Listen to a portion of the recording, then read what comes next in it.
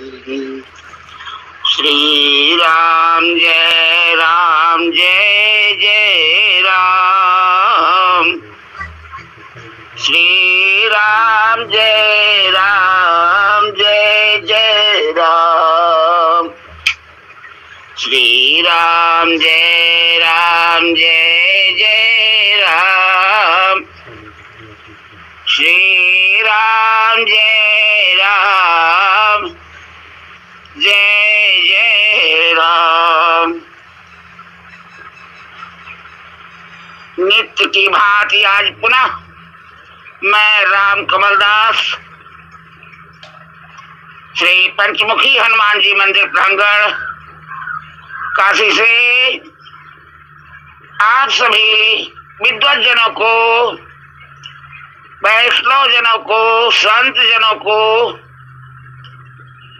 नमन, वंदन और अभिनंदन करते हुए आज की कथा, श्री राम कथा आज प्रस्तुत कर रहे हैं। अशोक वाटिका में हनुमान जी पहुंचते हैं। लघु रूप धारण कर हनुमान जी ने अशोक वाटिका में प्रवेश किया। वहां अनेक प्रकार के लता, गुल्म, वृक्ष तथा फूल खिले हुए थे। बाग की ऐसी सरस शोभा थी मानो सदा यहाँ बसंत ऋतु ही रहती हो। एक अशोक वृक्ष के नीचे हनुमान जी ने एक नारी को अस्थि पंजर रूप में बैठे देखा। तनुशीस जटा एक बेनी, जपति हृदय रघुपति गुण श्रेणी। शरीर कृष्ण हो गया है। मस्तक के केशों ने एक बेड़ी का रूप ले लिया है। दृष्टि स्वयं के चरणों पर है। मन राम जी के चरणों में लीन है। श्वासोच्छ्वास की माला पर राम नाम का अखंड जप चल रहा है। हनुमान जी को विश्वास हो गया कि यही सीता माँ है। भक्ति की पहचान 4 लक्षणों से होती है। सीता जी का शरीर सूख गया है। सीता जी सतत राम नाम का जप करती है। सीता जी की दृष्टि अपने चरणों पर है। सीता जी का मन राम चरणों में है। जो भक्ति करेगा उसका शरीर धीरे धीरे कृष्ण होगा। भजन बढ़ेगा तो वजन घटेगा। वजन के घटने पर भजन, वजन के बढ़ने पर भजन घटता है। शरीर के भार का कम होना और तेज की वृद्धि का होना भक्ति का प्रथम लक्षण है। द्वितीय लक्षण है जप का चालू रहना। एक ऐसी स्थिति आ जाती है कि नाम किसी और का लेना है और जीवा से राम का उच्चारण हो जाता है। यह भक्ति की स्थिति है।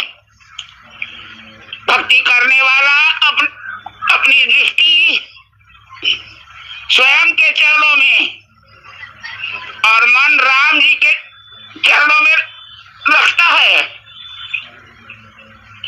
भक्ति मार्ग के साधक की दृष्टि सदैव स्वयं के आचरण पर रहती है और मन आराध्य चरणों के सतत ध्यान में लीन रहता है। हनुमान जी विचार करते हैं कि मैं अपने को ब्राह्मण के वेश में प्रकट करूं अथवा अपने रूप में ही सामने जाऊं। मुद्रिका माँ के सम्मुख डाल दूं, माँ के चरणों में स्वयं मुद्रिका अर्पित करूं, मैं क्या करूं? गोस्वामी जी का तात्पर्य है कि भक्ति के समीप पहुंचकर साधक तर्क वितर्क न करे, स्वयं को समर्पित कर दे। भक्ति के पास पहुंचकर यदि साधक विचार करने लगेगा तो रावण आकर विक्षेप करेगा। हनुमान जी विचार कर रहे थे कि रावण ठाट बाट से अपनी पटरानी मंदोदरी के साथ वहां आया। आते ही उसने कहना शुरू किया, हे सुमुखी सयानी, यदि तू एक बार मेरी ओर दृष्टि करे तो मैं मंदोदरी आदि रानियों को तेरी दासी बना दूंगा, दासी बना दूंगा। राम जी का स्मरण करके और एक तीर की पार करके श्री सीता जी बोली, रावण, सूर्योदय होने पर ही कमल खिलता है, क्या पतंगों के प्रकाश से कमल खिलता है? राम जी सूर्य है, मेरा मन कमल है और तू तो पतंगों के समान है। जब सीता जी ने रावण को पतंगा कहा तो क्रोध में आकर उसने तलवार खींच ली और सीता जी को मारने दौड़ा। उसने कहा, सीता, तूने मेरा अपमान किया है, अब इस कठोर कृपाण से मैं तेरा मस्तक काटता हूं। जब रावण सीता जी का वध करने दौड़ा तो वृक्ष की जिस शाखा पर हनुमान जी बैठे थे वह कांपने लगी। हनुमान जी ने विचार किया, यह दुष्ट कुछ और आगे बढ़ेगा तो मैं इसकी गर्दन पकड़ लूंगा, मेरी मां पर प्रहार करेगा तो मैं इसे छोड़ूंगा नहीं। सीता जी कृपाण को संबोधन करती है,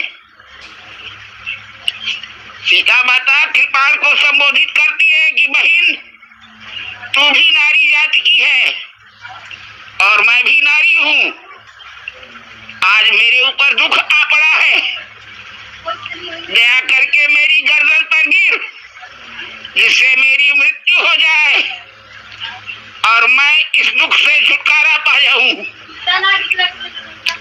खड्गहस्त रावण जो ही सीता जी की ओर लपका कि मंदोदरी ने उसका हाथ पकड़ लिया।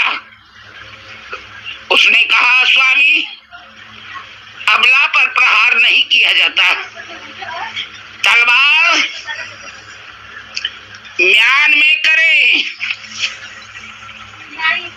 रावण ने तलवार म्यान में किया। उसने सीता जी से कहा, यदि 1 महीने की अवधि में तू मेरी बात नहीं मानेगी तो मैं तुम्हारी गर्दन काट दूंगा। उसने राक्षसियों को बुलाकर कहा, तुम सीता जी को खूब सताओ जिससे यह 1 महीने में मेरे सन्मुख देखने को बाध्य हो। रावण मंदोदरी को साथ लेकर चला गया। राक्षसियां सीता जी को कष्ट देने लगी। उनमें त्रिजटा नाम की एक राक्षसी सीता जी की सहायता किया करती थी। सीता जी त्रिजटा को मां कहती थी। त्रिजटा ने राक्षसियों से कहा, भले ही रावण ने तुम्हें आज्ञा दी है पर तुम सीता जी को कष्ट ना पहुंचाओ। बहनों, आज मैंने एक स्वप्न देखा है। एक बंदर लंका में आया है, उसने लंका जला दी है, राक्षसों का संहार किया है और रावण पराजित होकर दक्षिण दिशा में गया है। लंका का राज विभीषण को मिला है। यह सब मैंने स्वप्न में देखा है। मुझे लगता है कि कुछ समय बाद यह स्वप्न सत्य होगा, इसलिए सीता जी को कष्ट ना दो। राक्षसियां भयभीत हो गई तथा सीता जी को प्रणाम कर चली गई। वृक्ष पर बैठे हनुमान जी विचार करते हैं कि मैं यहाँ आया हूँ और इसे भी स्वप्न आया है। जिस प्रकार भी होवे भगवान इसका स्वप्न सत्य करे। यही लंका दहन का संकल्प हो गया। सीता जी ने त्रिजटा से कहा, माँ मुझे अग्नि ला दो, मैं जल जाऊंगी। त्रिजटा ने कहा, हे सुकुमारी, यह लंका है, यहाँ अग्नि नहीं मिलती। हनुमान जी ने यह वार्तालाप सुना। उन्होंने विचार किया कि यहाँ अग्नि की कमी लगती है। मैं कल घर घर अग्नि ही अग्नि कर दूंगा। आपन जरठ आगी बन के दवागी। हनुमान जी ने सोचा लंका नगरी में घर घर में अग्नि हमें पहुंचाना है। सीता जी को समझाकर त्रिजटा चली गई। सीता जी को राम विरह सहन नहीं होता। आकाश के तारागणों से सीता जी प्रार्थना करती हैं, हे नभ के अंगारों, तुम नीचे आकर मुझे जला दो। सीता जी अशोक वृक्ष के नवांकुरों से कहती है कि तुम नीचे झड़ करके मुझे जला दो। सीता जी जब मरने के लिए अधीर हो गई तो हनुमान जी को एक क्षण एक जुग के समान लगने लगा। उन्होंने विचार किया कि यदि भक्ति स्वयं का दहन कर लेगी तो संसार का क्या होगा। साक्षात भक्ति की समाप्ति तथा उसका मरण का विचार सर्वथा अमंगल कारक है। हनुमान जी विचार करते हैं कि मेरी माँ ने आत्मदाह की बात कैसे कही। उनकी समझ में इसका कारण आ गया। रावण के आने के बाद माताजी का राम स्मरण छूट गया है। यदि राम स्मरण पुनः चालू हो जाए तो सीता जी जलने का विचार छोड़ देगी। राम स्मरण में सीता जी को पुनः लगाने का उपयुक्त अवसर जानकर हनुमान जी ने राम नाम लेते हुए राम मुद्रिका नीचे गिरा दी। सीता जी ने मुद्रिका उठा ली और उस पर अंकित राम नाम पढ़ा। वे विचार करने लगी, राम जी को कोई पराजित नहीं कर सकता। वे तो अजेय हैं तथा माया द्वारा भी ऐसी मुद्रिका निर्मित नहीं हो सकती। फिर यह मुद्रिका यहाँ कौन लाया है। सीता जी इस प्रकार विचार कर ही रही थी कि शाखा पर बैठे हनुमान जी ने राम कथा प्रारंभ की। हनुमान जी बहुत भाव से कथा का गान कर रहे हैं। राम कथा के श्रवण से सीता माँ की व्यथा दूर हुई। राम कथा में दुखों को दूर करने की दिव्य शक्ति है। फिर हनुमान जी ऐसा गायक कथा का गान करे तो बात ही क्या, सीता जी के दुख दूर हुए। रामचंद्र गुण बरने लागा, सुनत ही सीता कर दुख भा सीता जी से रहा नहीं गया। कथा के बीच में ही उन्होंने टोका, भाई इतनी सरस कथा कहने वाला तू कौन है? तू मेरे सम्मुख आ।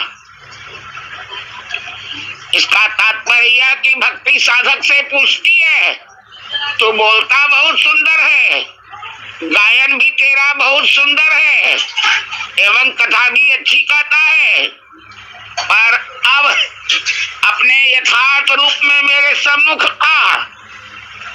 अभी तक तो घूमता रहा तथा बनावटी वेश में अपने को दिखाता रहा, पर अब तू जैसा है उसी रूप में सम्मुख आ। दूसरे के सामने तो तेरा बनावटी रूप भी चलेगा, पर मेरे सम्मुख असली रूप में ही आना पड़ेगा। राम नाम लेते हुए श्री हनुमान जी सीता माँ के सम्मुख अपने बानर रूप में प्रकट हुए। उन्हें देखकर फिर बैठी मन विस्मय भयउ। सीता जी ने भय तथा आश्चर्य से मुंह फेर लिया। उन्हें लगा कि कोई राक्षस बंदर का रूप बनाकर आया है। किसी को बुलाकर फिर मुंह फेर लेना अतिथि का अपमान करना है, किंतु हनुमान जी ने इसका बुरा नहीं माना। उन्होंने इसका बहुत सुंदर अर्थ किया। वे बोले कि माँ, मुझे देखकर आपने मुंह फेर लिया, यह ठीक ही किया।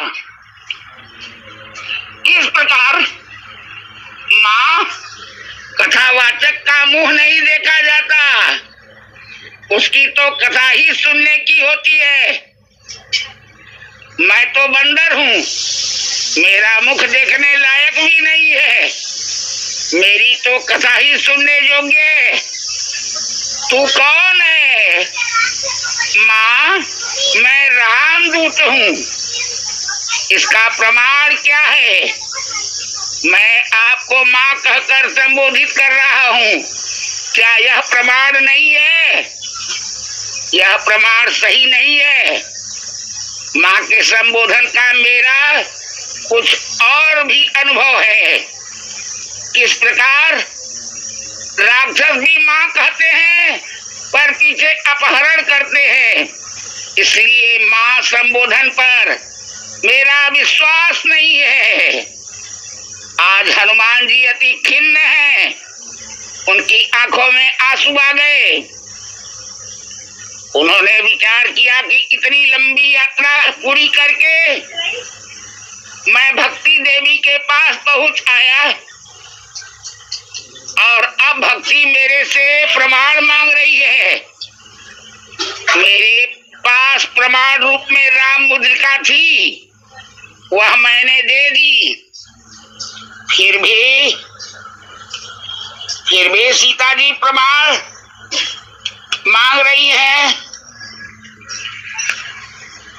मुझे रामदूत मानने को तैयार नहीं है, मैं अब क्या करूं? उन्हें किस प्रकार विश्वास दिलाऊं? हनुमान जी विचार करने लगे। अंत में उन्होंने कहा कि माँ, मैं राम भक्त हूँ, मेरे माँ संबोधन पर आपको विश्वास नहीं होता।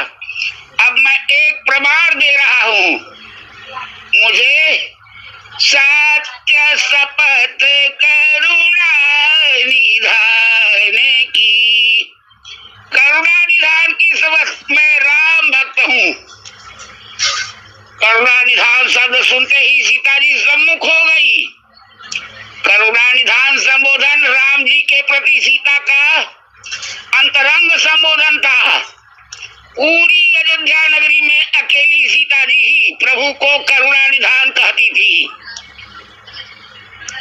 सीता जी ने विचार किया कि मेरा यह गोपनीय संबोधन जानने वाला प्रभु का कोई अंतरंग व्यक्ति ही होना चाहिए। सीता जी को सम्मुख देखकर हनुमान जी ने उनके चरणों में वंदन किया। सीता जी ने विचार किया कि रामदूत को प्रकट होने के लिए कहकर मैंने राम कथा बंद करवा दी, यह ठीक नहीं हुआ। इस कथा से मेरे दुखों की निवृत्ति हुई। यह कथा चलती रहती तो ठीक था, इसलिए कथा को पुनः प्रारंभ कराने की उन्होंने एक युक्ति किया। उन्होंने कहा, मैं यह मान लेती हूँ कि तू राम भक्त है, किंतु राम तो मानव है और तू बंदर है। नर बानर का साथ कैसे हुआ? नर बानर का साथ बताने के लिए कथा पुनः प्रारंभ हुई। ऋषिमुख पर्वत की तलहटी में राम जी से भेंट तक का आख्यान कहकर हनुमान जी ने कथा का समापन किया। सीता जी ने पूछा, क्या इतनी ही कथा है? हनुमान जी ने कहा, इसके बाद की कथा मेरी कथा है। मेरी अपनी कथा मैं स्वयं नहीं कहूंगा, इसे तो राम जी ही कहेंगे। हनुमान जी ने सीता माँ को प्रभु का संदेश दिया। माँ, प्रभु आपके वियोग में दुखी है। राम जी ने कहा है, सीता, तेरे वियोग में वृक्ष की छाया मुझे दुख देती है, शीतल पवन अग्नि के समान तपाती है तथा मेघों की ठंडी फुहार गरम तेल के समान जान पड़ती है। तेरे विरह में मैं अत्यंत दुखी रहता हूँ। हनुमान जी ने जब राम विरह की बात कही तो सीता जी ने बहुत सुंदर प्रश्न किया, यदि राम जी मुझे इस प्रकार याद करते हैं तो मुझे लेने क्यों नहीं आते? क्या वे अपने करों के धनुष बाण को भूल गए? वे जयंत को ब्रह्मलोक तक की यात्रा कराने वाले क्षत्रिय हैं, क्या इसे वे भूल गए? हनुमान जी उत्तम दूत हैं। उन्होंने बहुत ही सुंदर जवाब दिया। माँ, आपकी याद में राम जी इतने निमग्न रहते हैं, उनके हाथों में धनुष बाण है अथवा वे क्षत्रिय है, इसका उन्हें स्मरण भी नहीं रहा है। यह सुन करके सीता जी आनंद विभोर हो गई। हनुमान जी ने राम जी का संपूर्ण संदेश सुनाया। राम जी का संदेश पाकर सीता जी संतुष्ट हुई। राम लक्ष्मण को याद कर उनकी आंखें भर आई। हनुमान जी को यह अच्छा नहीं लगा। उन्होंने कहा कि माँ, मैं अभी लंका को विनष्ट किए देता हूँ। रावण को समुद्र में डुबोकर अथवा आपको मुक्त करके राम जी के चरणों में ले चलूं।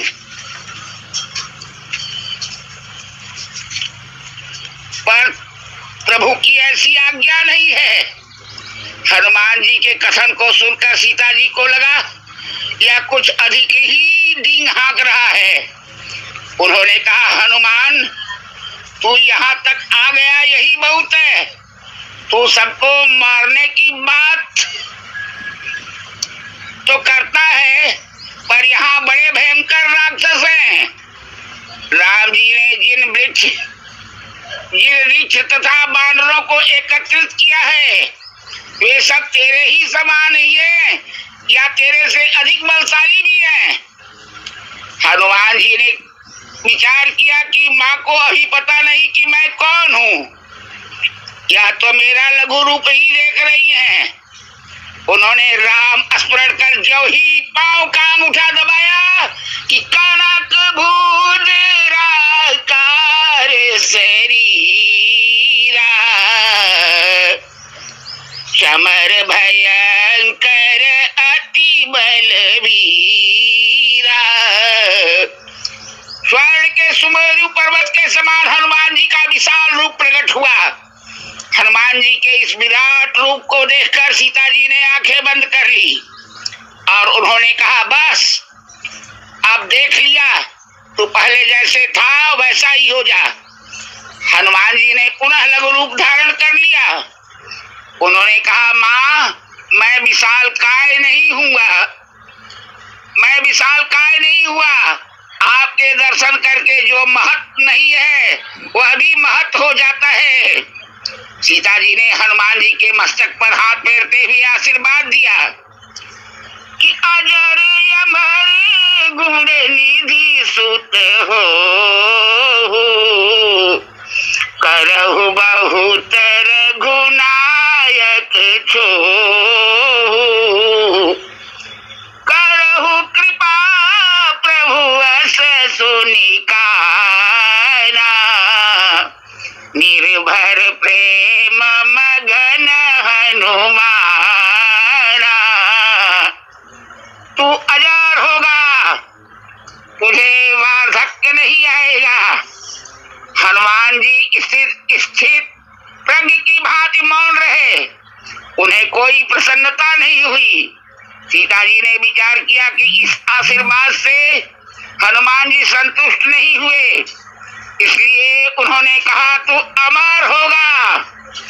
हनुमान जी पर इसका भी कोई प्रभाव नहीं पड़ा। सीता जी ने पुनः कहा तू गुणों का भंडार होगा। फिर भी हनुमान जी में कोई आनंद का भाव नहीं आया। अब सीता जी ने कहा तू अजर होगा, अमर होगा, गुणों का भंडार भी होगा तथा प्रभु श्री राम तुझसे बहुत प्रेम करेंगे। राम जी तेरे ऊपर प्रेम करेंगे। सुनते ही हनुमान जी अति प्रसन्न हुए, उनकी समाधि लग गई, वे निर्भर भाव में डूब गए। हनुमान जी ने माँ के चरण पकड़ लिए और बोले माँ आपका आशीर्वाद अमोघ है। आज मैं धन्य हो गया, आज मैं धन्य हो गया, आज मैं धन्य हो गया। श्री राम जय राम, जय जय राम। श्री राम जय राम, जय जय राम। श्री राम जय राम, जय जय राम। श्री राम जय राम, जय जय राम। सर्वे भवन्तु सुखिनः।